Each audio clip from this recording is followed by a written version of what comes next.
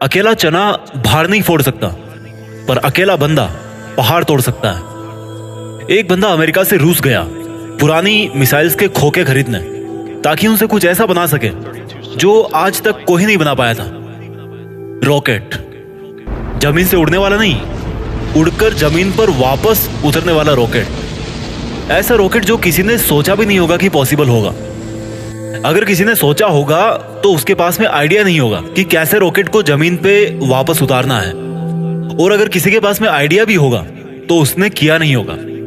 लेकिन ये बंदा जो रॉकेट की एबीसीडी भी नहीं जानता था, जिसने किसी भी कॉलेज में कोई रॉकेट इंजीनियरिंग की डिग्री नहीं ली थी, वो बंदा ऐसा रॉकेट बनाने चला था जो उस टाइम की रॉकेट बनाने वाली बड़ी बड़ी कंपनीज को भी नहीं पता होगा। जमीन पे वापस उतरने वाला रॉकेट। रॉकेट लॉन्च तो कई साल से होते आए थे। कोई रॉकेट को लैंड करके दिखाए तो उसको बोलेंगे रियल दुनिया का रियल आयरन मैन। इस बंदे से रूस वालों ने जरूरत से ज्यादा पैसे मांगे।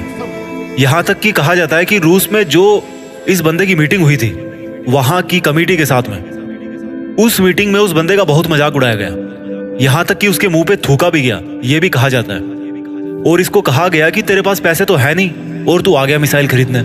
ये बंदा बिना डील पूरी किए वापस अपने कंट्री आ गया और उसी दिन से किताब उठा ली इसी सवाल के जवाब में कि मैं क्यों नहीं बना सकता रॉकेट।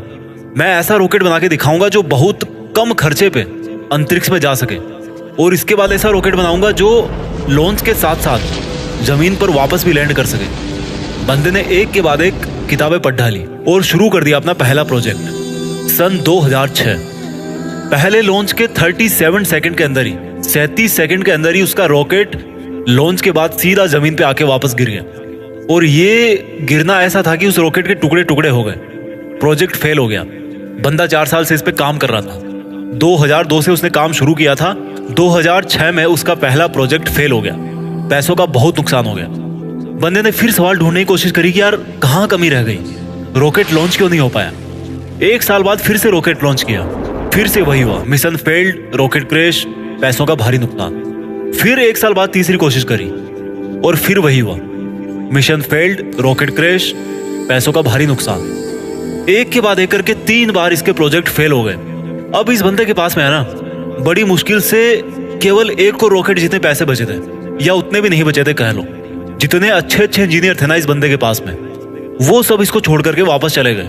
लेकिन इस बंदे में इतना जुनून था, इतना होमवर्क इसने कर रखा था कि इसने सोचा कि यार एक बार वो ट्राई करते हैं। लेकिन इसके पास में इतने पैसे नहीं थे कि ये अच्छे इंजीनियर्स को हायर कर सके, और ये घटिया इंजीनियर्स को रखना नहीं चाहता था।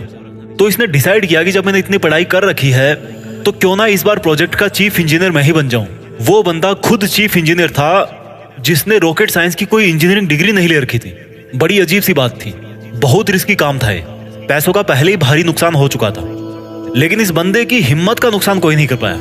पूरी जान चौथी कोशिश में लगा दी, और उसके बाद में कुछ ऐसा हुआ ना जो आज तक कोई नहीं कर पाया। पूरी दुनिया ने एक नजारा देखा। दुनिया का सबसे कम बजट में उड़ने वाला रॉकेट सफलतापूर्वक लॉन्च हो चुका था। साइंस की दुनिया में ऐसी घटना पहली बार नहीं हुई थी, लेकिन इतने कम बजट के अंदर किसी रॉकेट को लॉन्च करना पहली बार हुआ था। ऐसा करके दिखाया उस बंदे ने जिसको किसी ने रॉकेट बनाना नहीं सिखाया। इस बंदे की कंपनी को आज दुनिया स्पेस एक्स के नाम से जानती है, और इसके रॉकेट में इतनी जान है ना कि नासा भी अपने कई सैटेलाइट स्पेस एक्स के जरिए अंतरिक्ष में भेजती है। जब इस बंदे के 3 फेल्ड लॉन्च के बाद में चौथा लॉन्च सफल हुआ ना, तो सफल होते ही नासा ने कहा कि भाई हमें, यानी कि नासा वालों को चाहिए तुम्हारा ये रॉकेट। और सक्सेसफुल लॉन्च के 2-4 महीनों के अंदर ही डील पक्की भी हो गई, क्योंकि इसके पहले नासा का बहुत खर्चा होता था सैटेलाइट्स को लॉन्च करने में। लेकिन ये बंदा यहीं पे नहीं रुकने वाला था। बोला कि ऐसा रॉकेट बनाऊंगा अब जिसको बार बार यूज किया जा सके।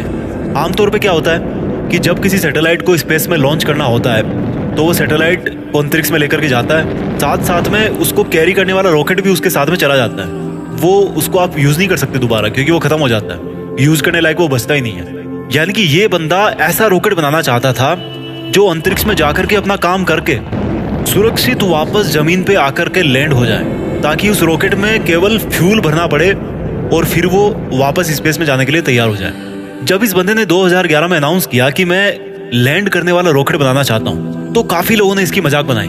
बड़े बड़े लोगों ने कहा कि ये फालतू का काम है, क्योंकि हवाई जहाज तो लैंड कर सकता है, लेकिन रॉकेट को लैंड करवाना नामुमकिन है। लेकिन इस बंदे के दिमाग में नामुमकिन नाम की कोई चीज नहीं थी। इसके दिमाग में केवल जिद थी कि मैं लैंड करने वाला रॉकेट जरूर बनाऊंगा, सबको गलत साबित करके बताऊंगा। बंदे ने अगले 4 साल तक दिन रात एक कर दी, बहुत सारे फेल्ड रॉकेट टेस्ट किए। आखिरकार 2015 में पूरी दुनिया ने फिर से एक बार इस तरह का नजारा देखा जो वो आज तक हॉलीवुड की फिल्मों में ही देखती आई थी। इस बंदे ने लैंड करने वाला रॉकेट बना दिया, असंभव संभव हो गया। और ये बंदा फिर नहीं रुका। उस अंतरिक्ष में जाने वाले सैटेलाइट कैरियर रॉकेट को इसने पानी पे तैरते हुए प्लेटफॉर्म पर बड़ी एक्यूरेसी के साथ में लैंड करके दिखाया। कमाल का बंदा है। रॉकेट अंतरिक्ष में जाता है और सैटेलाइट को अर्थ की ऑर्बिट में छोड़कर 10-12 मिनट में वापस आकर के अपनी जगह पे खड़ा हो जाता है। इस बंदे को यार अगर रियल दुनिया का आयरन मैन नहीं बोलेंगे तो फिर किसको बोलेंगे और क्या बोलेंगे? ये वही बंदा था जिसने बचपन में इतनी किताबें पढ़ डाली थी कि एक समय ऐसा आया जब इसके आसपास में किताबें कम पढ़ने लग गई। लेकिन बंदे को पढ़ना था तो किताबों का स्टॉक खत्म होने के बाद में पूरा एनसाइक्लोपीडिया पढ़ डाला। ये बंदा आज दुनिया का सबसे अमीर इंसान बन चुका है। वो बंदा जिसका यह कहकर मजाक उड़ाया गया था कि तुम्हारे पास पैसे तो है नहीं, तुम आ गए मिसाइल खरीदने। आज इस बंदे की औकात इतनी बढ़ चुकी है ना कि वो वैसा कमेंट करने वाले लाखों बंदों को खरीद सकता है। ये सच है, पैसा इंसान को खरीद लेता है यार, यही सच्चाई आज की। और ये बंदा अमीर क्यों नहीं बने? क्योंकि ये डिजर्व करता है। एलन मस्क, नाम तो सुना होगा। इस नाम में जान है क्योंकि इस नाम के पीछे जो बंदा है ना उसके नॉलेज में जान है। कहानी यहीं पे खत्म नहीं होती। एलन मस्क ऐसे बहुत सारे काम करना चाहते हैं जो आज शायद इम्पॉसिबल लगते हैं, पर यह नहीं भूलना चाहिए कि वो लैंडिंग वाला रॉकेट भी किसी टाइम पे इम्पॉसिबल लगता था। इनके बहुत सारे ऐसे प्रोजेक्ट चल रहे हैं जिनके बारे में कोई सोच भी नहीं सकता। इनमें से एक फेमस प्रोजेक्ट है हाइपरलूप, जिसमें जमीन पर हवाई जहाज से भी ज्यादा स्पीड पे ट्रेवल करने का प्रोविजन होगा।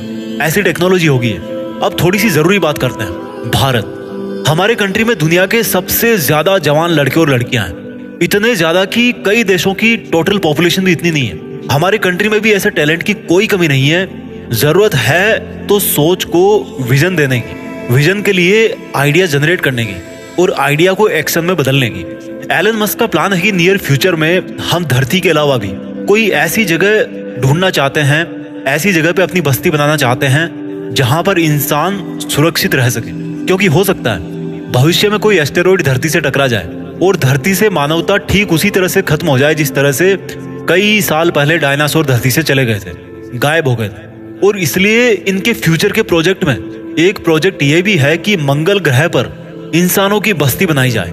इनका बड़ा तगड़ा है यार इनका विजन, और ऐसा विजन आज हमारे यूथ में होना बहुत जरूरी है। अगर ये बंदा कर सकता है ना तो समझ सकते हो कि इंसान का दिमाग कितना पावरफुल है, इंसान की हिम्मत कितनी पावरफुल है, इंसान की कैपेबिलिटी क्या है और इंसान के लिए क्या इम्पॉसिबल है। एलन मस्क का मानना है कि फेल होने से नहीं डरना चाहिए, क्योंकि फेल होना भी एक ऑप्शन होता है, लेकिन काम ना करना कोई ऑप्शन नहीं होता। ये खुद मानते हैं कि ये एक हफ्ते में लगभग 120 घंटे काम करते हैं। अगर 7 से डिवाइड करोगे ना तो लगभग 17 घंटे के आसपास आएंगे एक दिन में निकल के। कई बंदे तो इतना सोते होंगे। इनका कहना है कि मैं वो काम नहीं करता जो जरूरी है, मैं वो काम करता हूँ जो मुझे लगता है कि मुझे करना चाहिए। इनके फंडे बड़े सिंपल है यार। ये कहते हैं कि अच्छी स्कूल और अच्छी कॉलेज में जाने से बंदा एजुकेटेड नहीं हो जाता है, क्योंकि मैं कभी भी हार्वर्ड यूनिवर्सिटी में नहीं पढ़ा, लेकिन फिर भी वहां पर पढ़ चुके कई टैलेंटेड स्टूडेंट और इंजीनियर मेरे अंडर में काम करते हैं। ये कहते हैं कि एक्स्ट्रा ऑर्डिनरी बनने का हर ऑर्डिनरी इंसान के पास में ऑप्शन रहता है। इनका यह भी कहना है कि अगर आप फेल नहीं हो रहे हो तो इसका मतलब आप लाइफ में कुछ कर ही नहीं रहे हो। हर जवान लड़के और लड़की को आज ये बात समझनी पड़ेगी कि उनको आज की डेट में क्या करना चाहिए। क्या उनको वो करना चाहिए जो उनको लगता है कि जरूरी है, या उनको वो करना चाहिए जो उनको लगता है कि उनको करना चाहिए।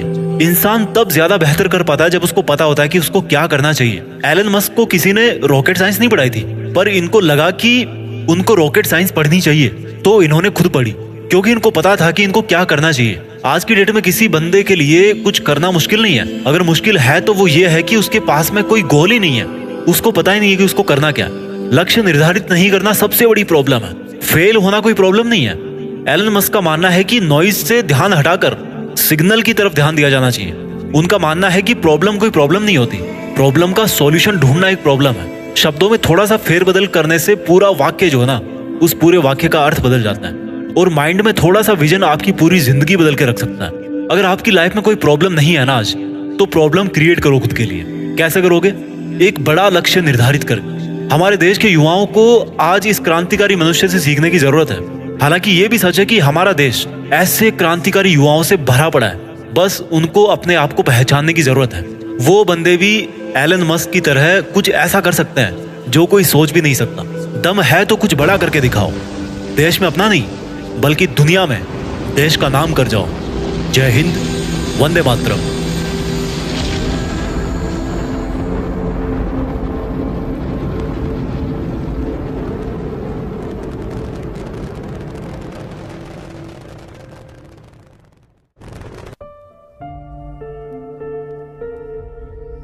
जीत फिक्स।